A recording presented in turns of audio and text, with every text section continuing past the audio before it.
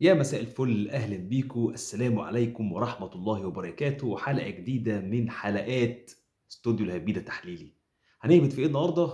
هنهبط في حسام حسن يتولى الإدارة الفنية لمنتخب مصر رسميا، ومعاه مين؟ معاه إبراهيم حسن طبعا، معاه طارق سليمان، معاه أحمد الكاس، معاه مدرب حراس مرمى سعفان الصغير، معاه وليد بدر إداري. ده الجهاز المعاون للكابتن حسام حسن في المصري البورسعيدي، في الإسماعيلي، في سيراميكا، في فيوتشر، في أي فرقة هو راح دربها.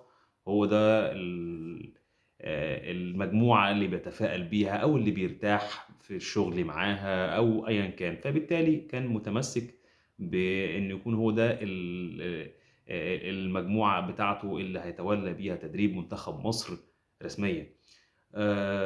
واحد يسألني يقول لي يا عبد القادر، حسام حسن مدرب فاشل ولا مدرب كويس؟ هقول له حسام حسن مدرب فاشل. وهقول له كمان انه حسام حسن هو الانسب دلوقتي في الوقت الحالي لإدارة منتخب مصر وتولي إدارة منتخب مصر فنيا. هو الأمثل في الوقت الحالي، لكنه مدرب فاشل لانه هو مفيش خطه، مفيش شكل معين احنا بنلعب بيه، مفيش يعني جمل بسيطه قوي اللي هو يعني بيحاول ان هو يحفظها للعيبه، جملتين ثلاثه حاجه كده نمشي بيها كده، ايه يعني نستر بيها نفسنا، يعني فاهمني. لكن هو يعني مفيش عادي، يلا بينا بس يعني هو ده اللي احنا محتاجينه دلوقتي. هو ده اللي احنا محتاجينه دلوقتي. طيب حسام حسن جه ليه اصلا؟ اقول لك بقى، المسؤولين يعني ايه قالوا ايه، احنا نخلص من الزن بتاع السوشيال ميديا والناس اللي هو ايه احنا نجيبه. والله نجح، يبقى احنا جبناه بناء على اللي انتوا قلتوا عليه.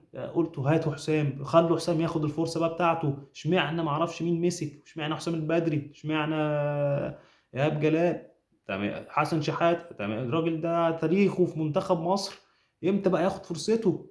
تمام، اهو يا عم هاخد حسام حسن ده اهو، اهو نجح. احنا جبنا حسام حسن ونجح اهو، يعني احنا ما سمعنا كلام الناس وجبناه. طب ما نجحش، يبقى ايه؟ يبقى حرقناه ونخلص من الزن بتاع الناس، محدش بقى ايه يقول لنا ايه هاتوا حسام حسن تاني. يبقى قصة حسام حسن جه ليه دلوقتي؟ اشمعنى حسام حسن دلوقتي؟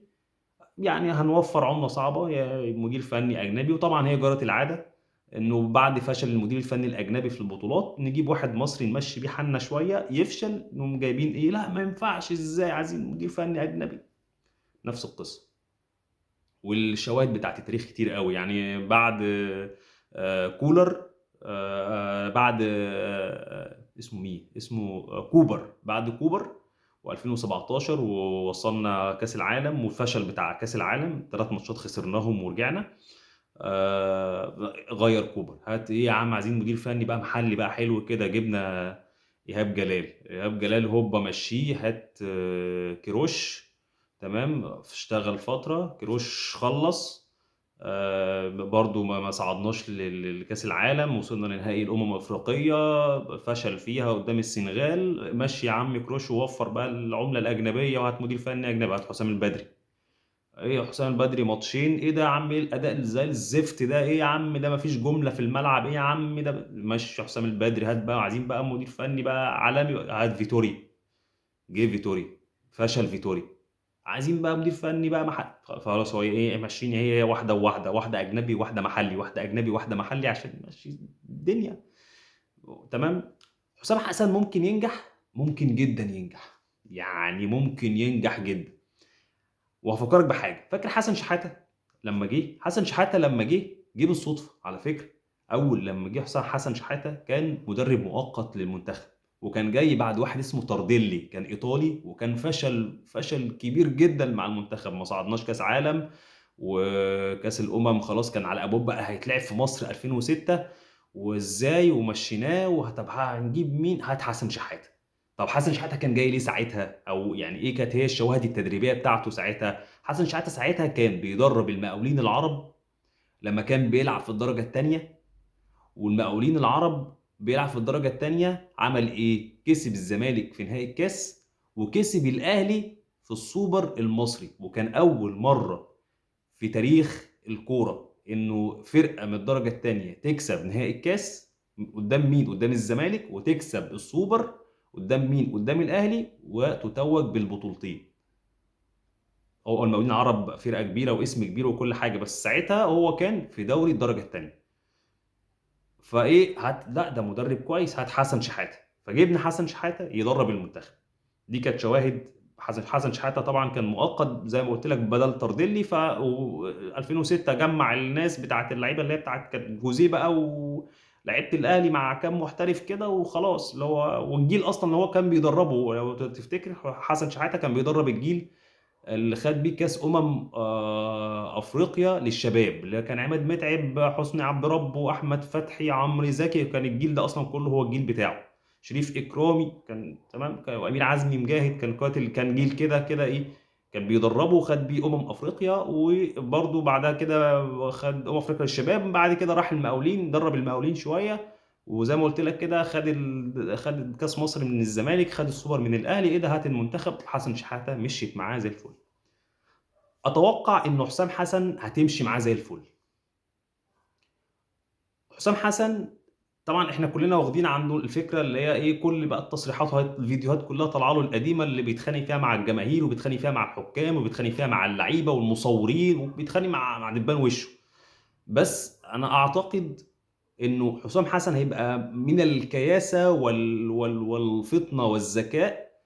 يعني هياخد باله قوي قوي قوي من تصريحاته ومن تصرفاته قدام الكاميرا، ومن تصرفاته مع اللعيبه النجوم. هيتعامل ازاي مع محمد صلاح، هيتعامل ازاي مع تريزيجيه، مع مرموش، ومع محمد صلاح بالتحديد.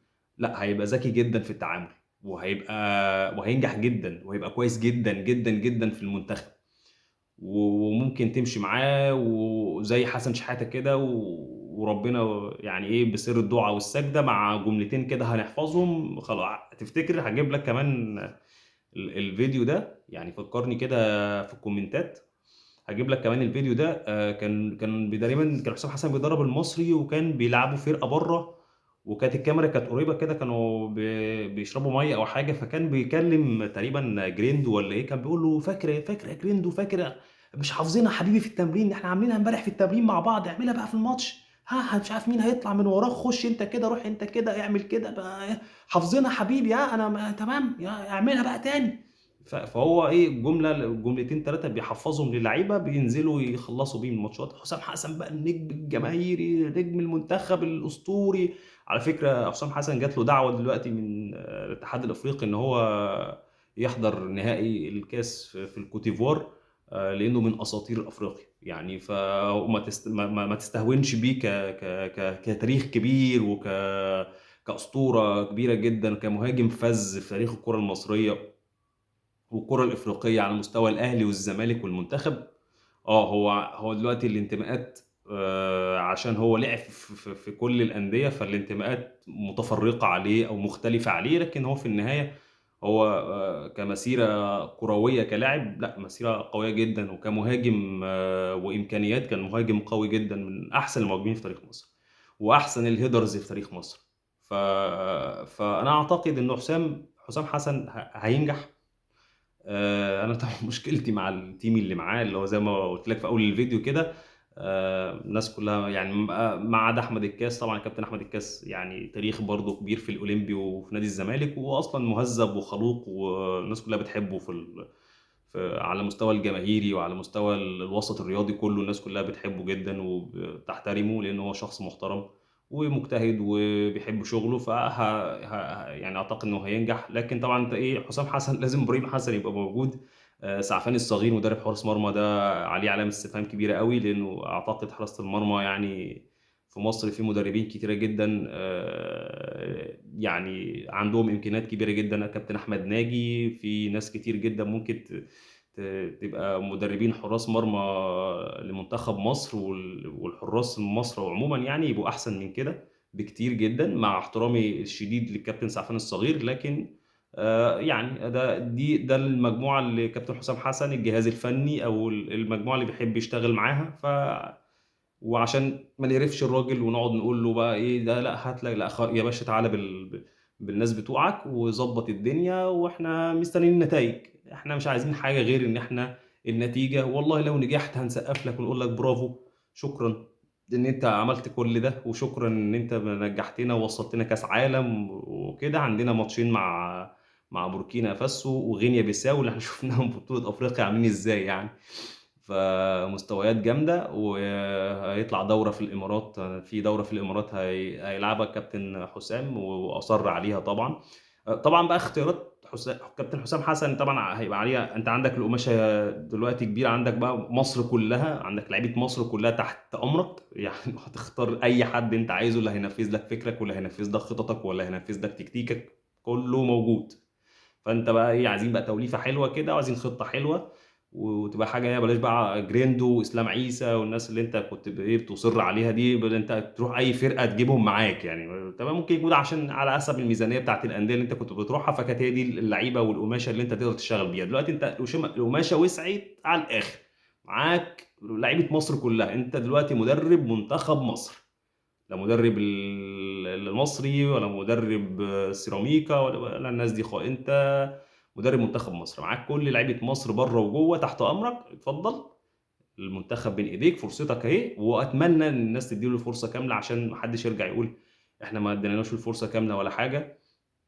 التجربه خاضعه للتقييم، وممكن تفشل وممكن تنجح جدا. فاحنا هنسيبه يشتغل بالمجموعه اللي هو جاي بيها، عشان محدش يبقى له حجه. واعتقد ان هو ده كان سبب اختيار حسام حسن من اتحاد الكوره، انه يا جماعه نخلص من الزن بتاعه قصه ان هو هاتوا حسام، هاتوا حسام، ادوا له الفرصه، اهو يا عم تعالى يا حسام خد الفرصه. خلصنا عشان ايه؟ نشوف بقى انت ايه هتعمل. نجحت يبقى احنا جبنا، احنا مسؤولين وشفنا السوشيال ميديا بتقول ايه، جبنا لكم حسام حسن. ما السوشيال ميديا وحشه، جابت لنا حسام حسن الفاشل، ادي او حرقناه، وادي هو شوف اهو اختياركم اهو، وادي فشل، وهنشوف بقى مدير فني اجنبي. ف على الله، على الله. شكرا لكم شكرا لمتابعتكم. يا رب اكون يعني الحلقه لخصت لكم كده حسام حسن هينجح ولا هيفشل ولا ايه. واستنوني في فيديوهات كتيره الفتره اللي جايه على استوديو الهبيده التحليلي. هنهبط في حاجات كتيره قوي. قولوا لي في الكومنتات انت تتوقع فشل حسام حسن ولا نجاحه مع منتخب مصر. وما تنساش لايك والشير والكومنت، وكمان فعل زر الجرس عشان يوصلك مننا كل جديد من فيديوهاتنا. السلام عليكم.